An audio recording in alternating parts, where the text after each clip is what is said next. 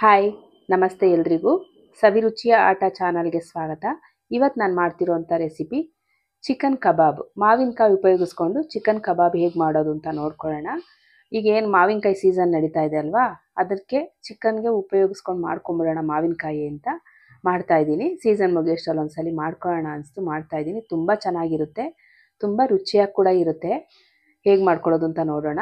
ಅದಕ್ಕೂ ಮೊದಲು ನನ್ನ ಚಾನಲ್ ಯಾರಾದರೂ ಸಬ್ಸ್ಕ್ರೈಬ್ ಮಾಡದೆ ನೋಡ್ತಾ ಇದ್ದರೆ ದಯವಿಟ್ಟು ಸಬ್ಸ್ಕ್ರೈಬ್ ಮಾಡ್ಕೊಳ್ಳಿ.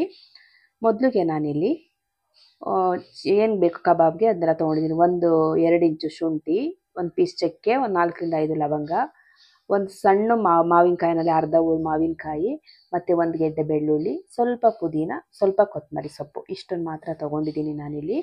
ಇದನ್ನು ಒಂದು ಮಿಕ್ಸಿ ಜಾರ್ಗೆ ಮೊದಲು ಶುಂಠಿ ಹಾಕ್ಕೊಂಡಿದ್ದೀನಿ, ಬೆಳ್ಳುಳ್ಳಿ ಹಾಕ್ಕೊಂಡಿದ್ದೀನಿ. ಬೆಳ್ಳುಳ್ಳಿ ಸೇರಿಸಾದ್ಮೇಲೆ ಚಕ್ಕೆ ಲವಂಗ ಕೂಡ ಸೇರಿಸ್ಕೊಂಡಿದ್ದೀನಿ. ಇವಾಗ ನಾನು ಇದಕ್ಕೆ ಮಾವಿನಕಾಯಿ ನೋಡ್ಕೊಂಡು ಹಾಕ್ಕೊಳ್ಳಿ. ತುಂಬ ಹುಳಿ ಇದ್ದರೆ ಸ್ವಲ್ಪ ಕಡಿಮೆನೇ ಹಾಕ್ಕೊಳ್ಳಿ, ಈ ಹುಳಿ ಇಲ್ಲ ಅಂದರೆ ಸ್ವಲ್ಪ ಜಾಸ್ತಿ ಹಾಕ್ಕೋಬೋದು. ಇವಾಗ ಪುದೀನ ಮತ್ತು ಕೊತ್ತಂಬರಿ ಸೊಪ್ಪು ಹಾಕ್ಕೊಂಡು ಸ್ವಲ್ಪ ನೀರು ಸೇರಿಸ್ಕೊಂಡು ನುಣ್ಣಗೆ ರುಬ್ಕೊಂಬಂದ್ಬಿಡೋಣ. ಸ್ವಲ್ಪ ನೀರು ಸೇರಿಸ್ಕೊಳ್ಳೋಣ. ನೋಡಿ ಈ ಥರ ನುಣ್ಣಗೆ ರುಬ್ಕೊಂಡು ಬಂದಾಯಿತು. ಇದನ್ನು ಇವಾಗ ನಾನು ಬೇರೆ ಒಂದು ಪಾತ್ರೆಗೆ ಹಾಕ್ಕೊಂಬಿಡ್ತೀನಿ. ಕಬಾಬ್ಗೆ ಚಿಕನ್ ಎಲ್ಲ ಹಾಕ್ಕೊಂಡು ಕಲಿಸ್ಕೊಳ್ಳೋ ಅಂಥ ಪಾತ್ರೆಗೆ ಹಾಕ್ಕೋತಾ ಇದ್ದೀನಿ ಡೈರೆಕ್ಟಾಗಿ. ಇದ್ರ ಜೊತೆಗೆ ನಾನು 1.5 ಟೇಬಲ್ ಸ್ಪೂನು ಅಚ್ಚ ಖಾರದ ಪುಡಿ.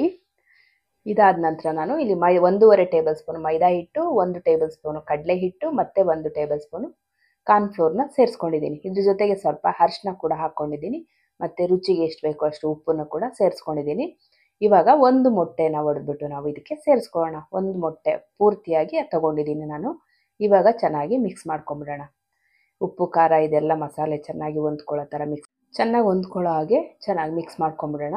ನೋಡಿ ನೀಟಾಗಿ ಮಸಾಲೆ ಎಲ್ಲವುದು ಚೆನ್ನಾಗಿ ಹೊಂದ್ಕೋಬೇಕು, ಆ ರೀತಿಯಾಗಿ ಮಿಕ್ಸ್ ಮಾಡ್ಕೊಂಡಾಯಿತು.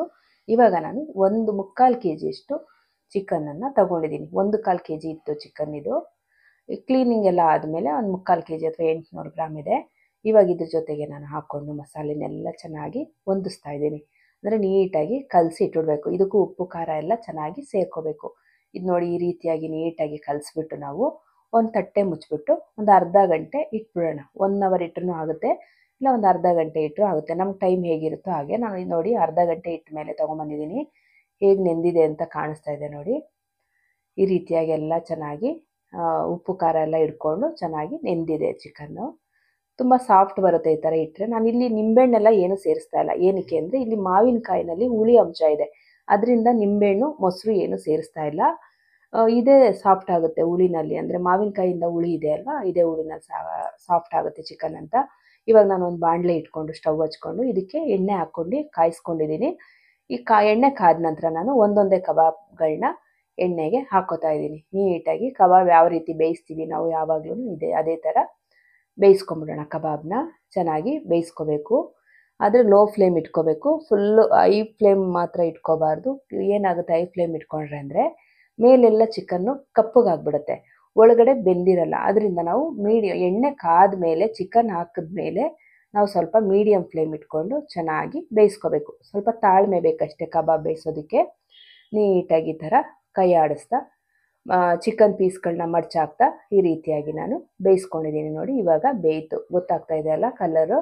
ಈಗ ಚಿಕನ್ ಕೂಡ ಬೆಂದಿದೆ, ಕಬಾಬು ರೆಡಿ ಆಯಿತು. ಈಗ ಇದನ್ನು ಎತ್ತಿ ಬೇರೆ ಒಂದು ಪಾತ್ರೆಗೆ ಹಾಕೋತಾ ಇದ್ದೀನಿ, ಬೇರೆ ಒಂದು ಬೌಲ್ಗೆ ಹಾಕೋತಾ ಇದ್ದೀನಿ. ಚೆನ್ನಾಗಿ ಬೆಂದಿರುತ್ತೆ.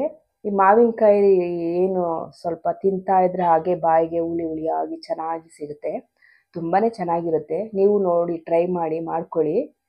ನೋಡಿ ಈ ರೀತಿಯಾಗಿ ನಾನು ಎಲ್ಲ ಚಿಕನ್ನನ್ನು ಹಾಕ್ಬಿಟ್ಟು ಬೇಯಿಸ್ಕೊಂಡು ತೊಗೊಂಡಿದ್ದೀನಿ. ಸರ್ವ್ ಮಾಡ್ಕೋತಾ ಇದ್ದೀನಿ. ಸಂಜೆ ಸ್ನ್ಯಾಕ್ಸ್ ಟೈಮ್ಗೆಲ್ಲ ಈ ರೀತಿ ಮಾಡಿಕೊಟ್ರೆ ತುಂಬಾ ಚೆನ್ನಾಗಿರುತ್ತೆ. ಮಕ್ಕಳಾಗಲಿ ದೊಡ್ಡವರಾಗಲಿ ಎಲ್ರಿಗೂ ತುಂಬ ಇಷ್ಟ ಆಗುತ್ತೆ. ತುಂಬ ಈಸಿಯಾಗಿ ಕೂಡ ಮಾಡ್ಕೋಬೋದು, ತುಂಬ ಬೇಗ ಕೂಡ ಆಗೋಗ್ಬಿಡುತ್ತೆ. ನಿಮ್ಗೆಲ್ರಿಗೂ ಈ ರೆಸಿಪಿ ಇಷ್ಟ ಆಗಿದೆ ಅಂತ ಅನ್ಕೋತೀನಿ. ನಿಮ್ಗೆಲ್ರಿಗೂ ಈ ರೆಸಿಪಿ ಇಷ್ಟ ಆಗಿದರೆ ದಯವಿಟ್ಟು ನನ್ನ ಚಾನಲ್ನ ಸಬ್ಸ್ಕ್ರೈಬ್ ಮಾಡ್ಕೊಳ್ಳಿ, ಲೈಕ್ ಮಾಡಿ, ಶೇರ್ ಮಾಡಿ, ಕಮೆಂಟ್ ಮಾಡಿ. ಇನ್ನೂ ಒಳ್ಳೊಳ್ಳೆ ವೀಡಿಯೋಗಳನ್ನ ನೋಡಬೇಕು ಅಂದರೆ ಸವಿರುಚಿಯ ಆಟ ಚಾನಲ್ನ ಸಬ್ಸ್ಕ್ರೈಬ್ ಮಾಡ್ಕೊಳ್ಳಿ. ಇಷ್ಟೊತ್ತು ತಾಳ್ಮೆಯಿಂದ ವಿಡಿಯೋ ನೋಡಿದ್ದಕ್ಕೆ ತುಂಬಾ